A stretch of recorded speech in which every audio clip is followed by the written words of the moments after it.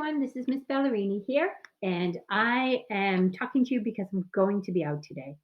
So I created a slideshow for you to continue with your storyboards that you're doing for Miss Driscoll. So to get started, let me just get the tool for here. So you're continuing on your storyboard.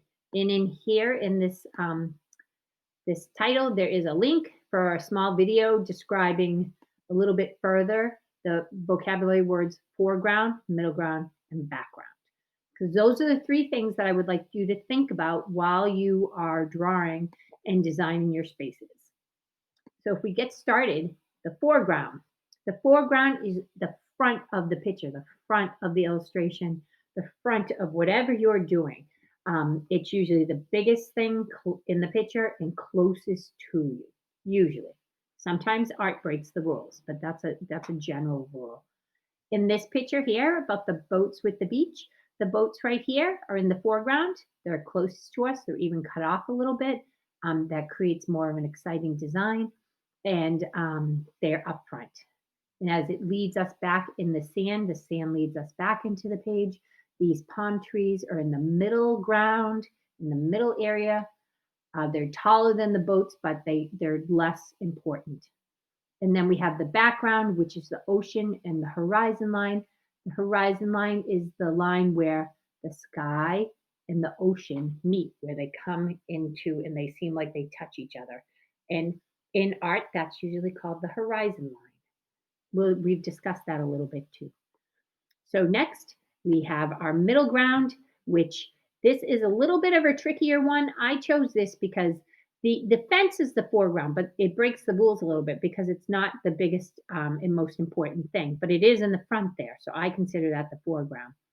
The middle ground is the house, but that's actually the center of the center focus of this picture. And then the background is the sky and the trees behind it. Those are kind of the things that surround the objects, the background. They could be mountains, they could be ocean, they could be small, tiny little buildings. It can be almost anything. A lot of times you don't even know really what they are, they become shapes. After that, here's more of, I tried to pick three different illustrations or photographs that could show you so you'd have many different ideas. This one, the background is the cloud and the skies, and the sky in the background. The background is usually the thing that is the most furthest away that you really can't touch. That would be that one. Uh, for the other vocabulary words, the foreground here would be the green grass, the trees, and these colored buildings.